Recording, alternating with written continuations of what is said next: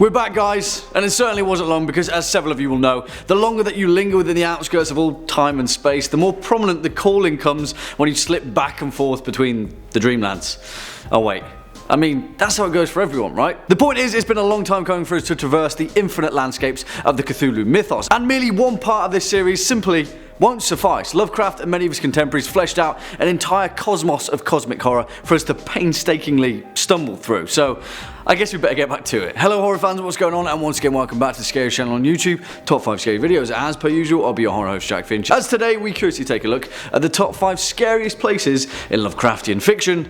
Part 2. Roll the clip.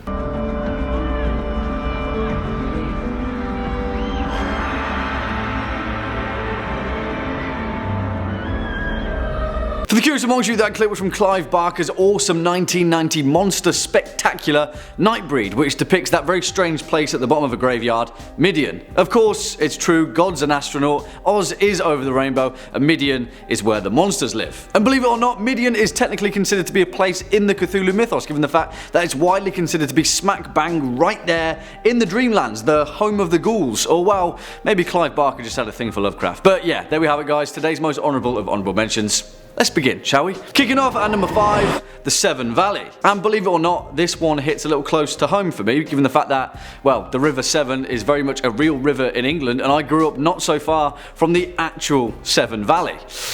Yeah, that might explain a few things. Forget about that for a moment though, because what we're concerned with is the Severn Valley of the Cthulhu Mythos. And just like how Lovecraft himself had his own fictional county with Arkham in New England, so too did one of the brilliant later writers of cosmic horror, Ramsay Campbell. Although in the real world, the Severn Valley is primarily in Wales and the West Midlands, this version of Campbell country lies roughly between the cities of Gloucester and Bristol, and much like Arkham, it's home to some pretty terrifying pit stops. You see, just like how Arkham has the Miskatonic University, the Severn Valley has Brichester University, albeit much more mundane, but home to the manky cracks in the fabric of reality. Perhaps the most terrifying place in the Severn Valley undoubtedly is the Goat's Wood, and if you're familiar with Shub Niggurath, aka the Black Goat of the Woods with 1,000 Young, then you'll know that the Goat's Wood is a place that you certainly wouldn't want to stumble toward after a few nightcaps by the River Severn.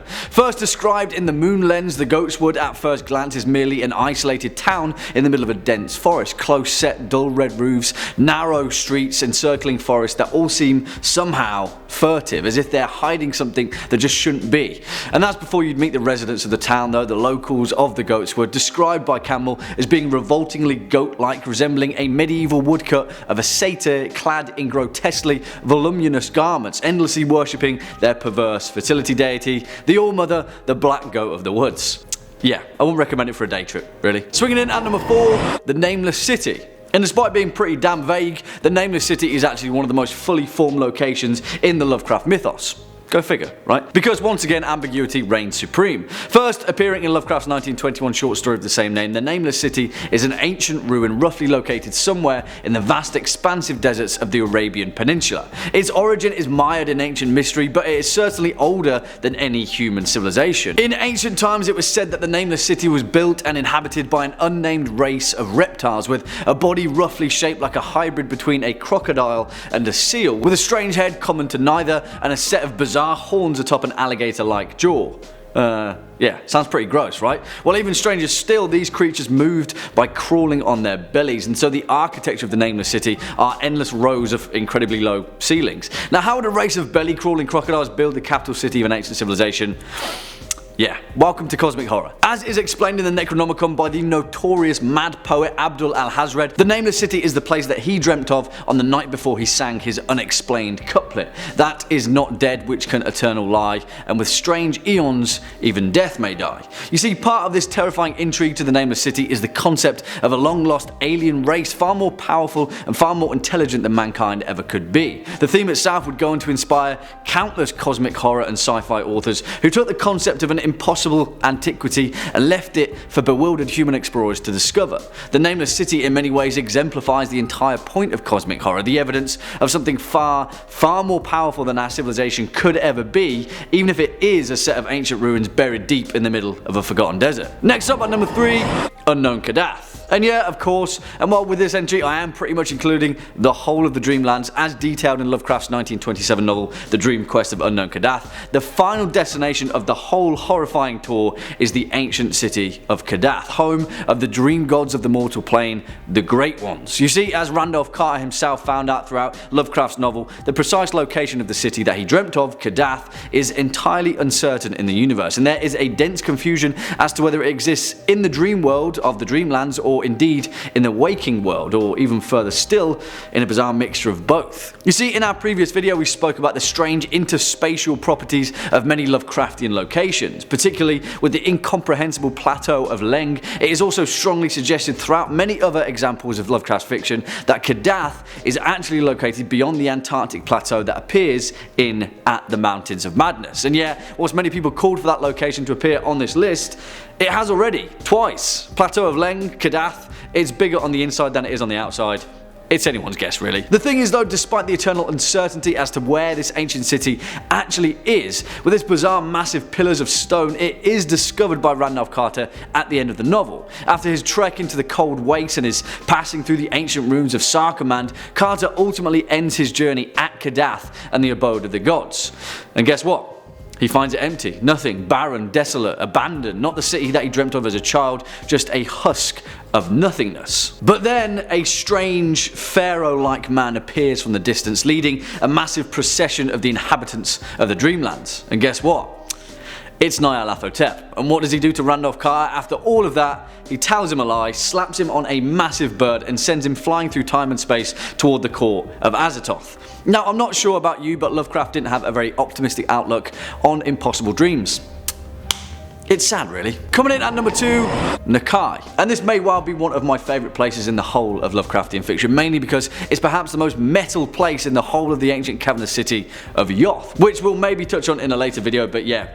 Put it this way, Yoth is already a terrifying enough place, and in that regard, Nakai is the most popular joint in town. Also known as the Black Realm, the Gulf of Nakai, the Black Abyss, the Gulfs of Never Horror, Nakai first garnered mention in Lovecraft's 1931 novella The Whisperer in Darkness. It is described as a vast lightless cavern below Yoth. It is home to the Great Old One Sasogua, which we'll get onto in a moment, and is whispered to be a place of lightless, inky seas in which the unspeakable race of Shoggoths roll and splash hideously. As detailed in The Whisper in Darkness, there are openings which human beings know nothing of, some of them in these very Vermont hills, great worlds of unknown life down there, blue-lit in Kenyai, red-lit in Yoth, and black, lightless Nakai. The thing is though, it's heavily alluded to that Nakai is far older than both Yoth and Kenya, and that they were both built upon by these surviving races of ancient civilizations, almost like looking at the rings in some impossibly old tree.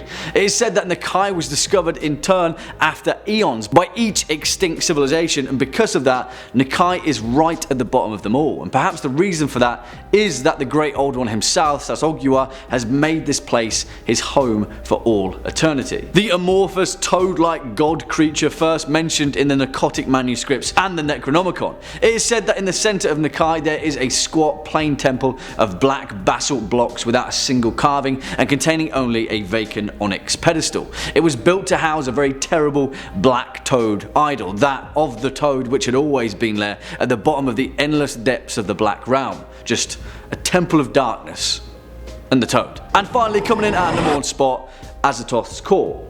And we did briefly mention this in our number 3 entry, where the unfortunate Randolph Carter was strapped to a canterbird by Nyarlathotep himself and ushered forward to Azeroth's court at the centre of the universe. Fortunately for him, he woke up from his metaphysical dream before any of that could come to fruition, but if he would have arrived at his destination, yeah, our minds cannot even comprehend the eternal torment that would have befallen him. As noted in the Dream Quest of Unknown Kadath, outside the ordered universe is that amorphous blight of nethermost confusion which blasphemes and bubbles at the centre of all infinity, the home of boundless demon sultan Azeroth. Here it is said that unlighted chambers beyond time and space exist amidst the muffled, maddening beating of vile drums and the thin, monotonous whine of accursed flutes.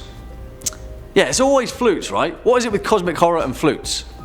hey, we may never know. The point is though, in many ways, the Court of Azeroth is both the end game and the origin of cosmic horror. If we take the mythologies laid out by Lovecraft as gospel, then the Court of Azeroth, outside of existence as we know it, is where it all began. And for any human being to ever even comprehend the physicalities of this place, their mind would collapse and splinter into infinitesimal fragments of nothingness.